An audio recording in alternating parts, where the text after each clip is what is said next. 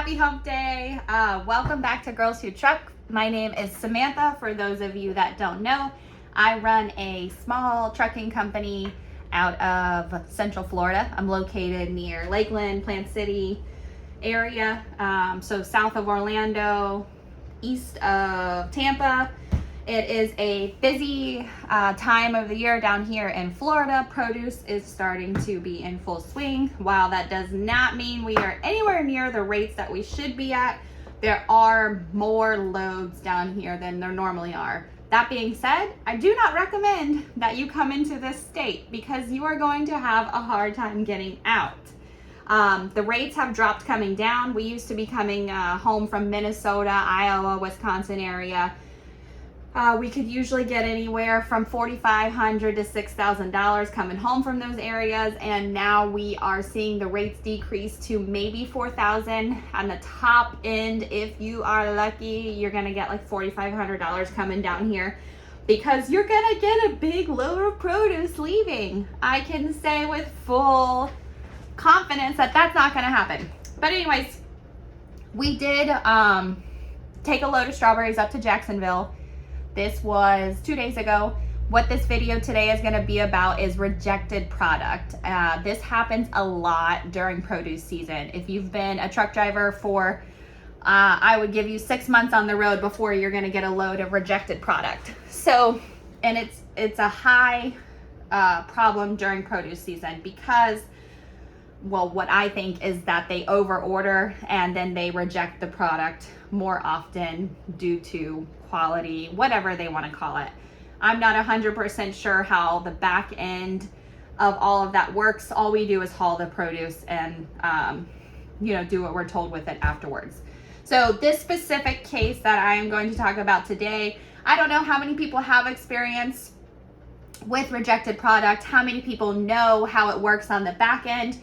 If you're a truck driver and you're not in control of your own loads, if you're working for a carrier like myself, again, you might not know how this type of process works, so that's what I want to explain today. Like I've told everybody before, the purpose of this channel is to bring transparency into the trucking industry.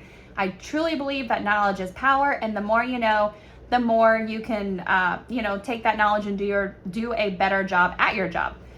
So this load was, we took a load of strawberries up to Jacksonville, and then we turned around and reloaded out of O'Brien, Florida with a truckload of fresh broccoli heads.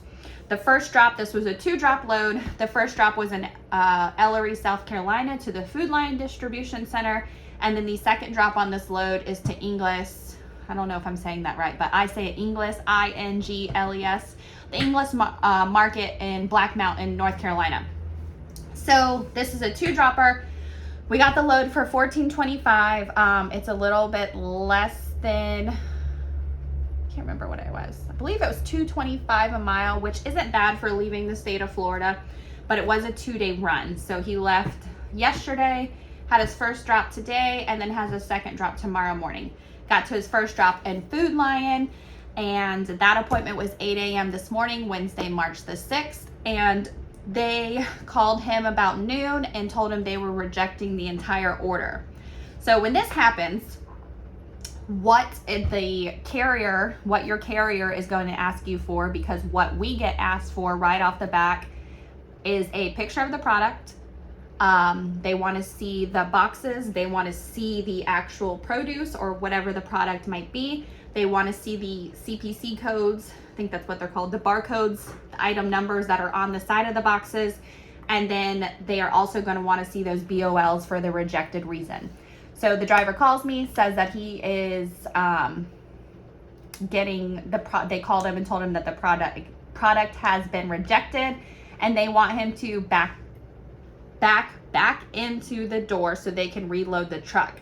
Now, this scenario was a little bit different than most of them because I can't recall a time that I've ever had this happen. So this was something new for me.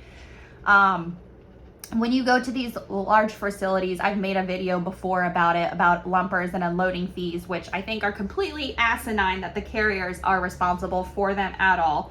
And if you get a com check or a T check from the broker, that they deduct some, that they deduct a percentage of the load or call it an advance fee to pay the unloading.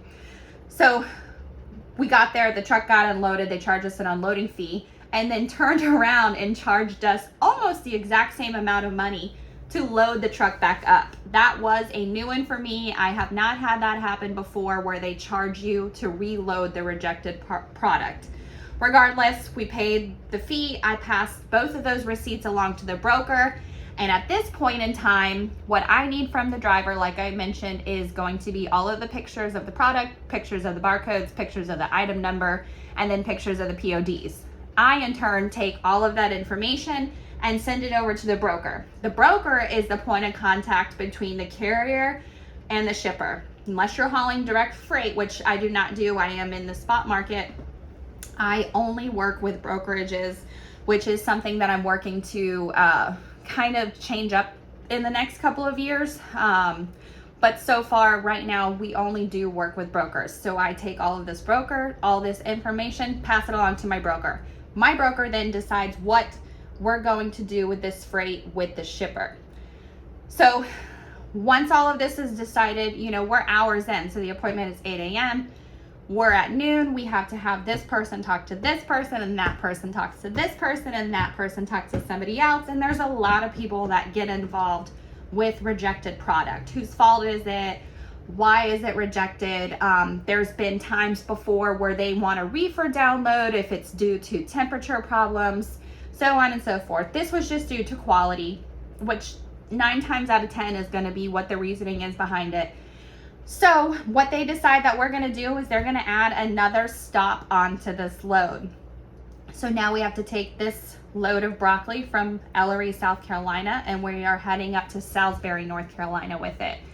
This is only an additional, the second drop originally was Black Mountain, so it is technically along the route that the driver was going to take. He does have to go about 100 miles of outer route miles. He has to take, he should have had a straight shot, and now he has to go up and around. So it's going to add about an hour and a half of drive time for him. But the big problem that I have with this is now the driver has been on duty since 8 a.m. this morning. So 8 a.m., which means that he only has until 10 p.m. to work tonight. So his 14-hour clock is 10 p.m. He has about a 4.5-hour drive, 5-hour drive from Ellery up to Salisbury, and they want this product now. Okay, now mind you, the driver has an 8 a.m. appointment again tomorrow in Black Mountain, North Carolina. I'm sure if we miss that appointment, it's going to cause a whole hiccup and a big to-do about rescheduling, so on and so forth. Everybody knows how that works out. The broker only wants to give us a couple $100 extra to redeliver this load because it's only 100 miles out of route miles, which is still $2 a mile, but they don't want to take into account the wait time that he had at the first drop. He spent the entire morning there. The fact that now he's going to have to run a split clock. He's been waiting all day long, so he's been working since 7:30 this morning, sitting and waiting. The name of the trucking game, as I like to say, is hurry up and wait. The brokers rush you to get there. They track you.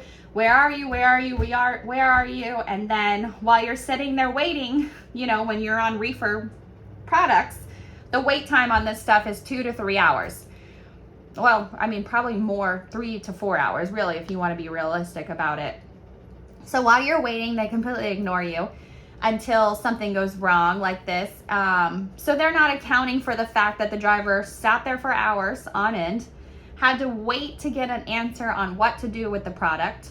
I am out a couple $100 in unloading and loading fees back until I get those reimbursed. And then now he is going to have to drive another 5 hours, which is going to put him, out of time on his clock. And he's probably exhausted. That's a lot of driving. And now we're driving in 5 o'clock traffic in Charlotte, North Carolina, which is a busy city. So what happens when you get rejected product as a carrier? There is nothing you can do about it. You have to sit on that product. You can't threaten to dump it. You can't take it anywhere without any authorization.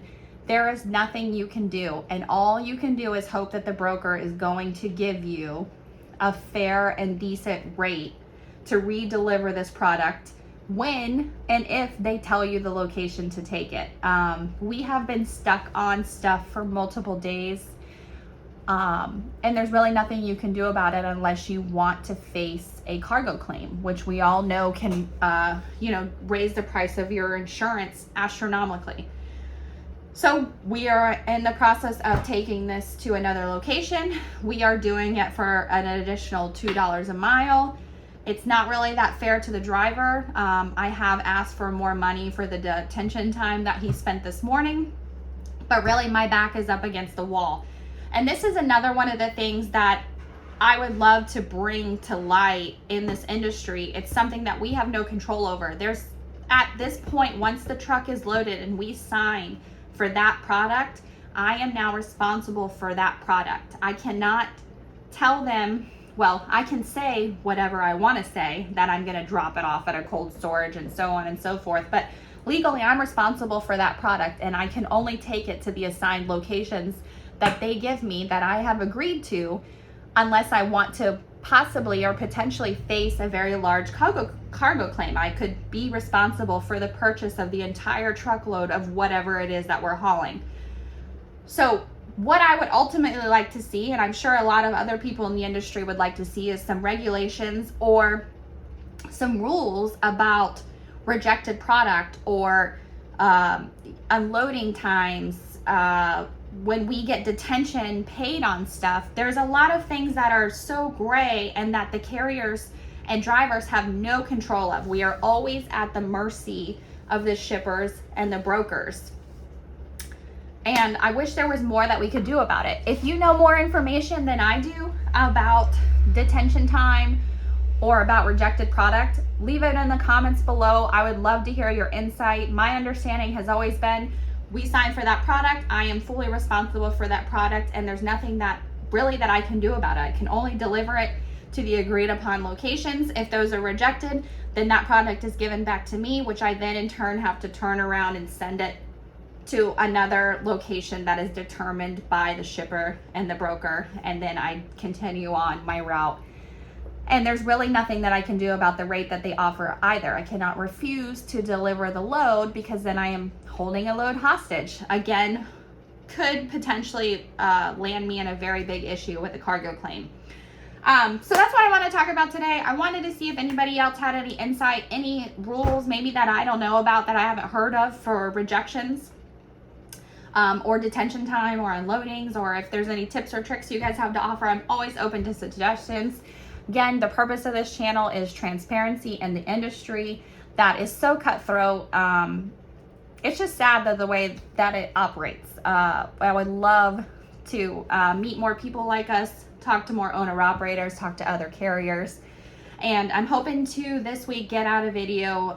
One of the things that everybody seems to like is the driver pay that I do, what my drivers make in a week. We've had a couple of, January is a pretty good month. February is okay. I think January is a little bit better in revenue because of the storm that was going on up north, and things have kind of slowed down a little bit. Some of my guys have been doing more local stuff, so, their rate per mile is very high, but the revenue overall is lower than normal. So I'm hoping to either Thursday or Friday this week make a driver pay video again. Everybody seems to like that and likes the information and the content on it. So keep an eye out for that. Thank you guys for watching. Like and subscribe to my channel, and let me know if there's any other content or ideas or suggestions you guys would like me to talk about. Otherwise, have a great rest of your week. Thanks for watching.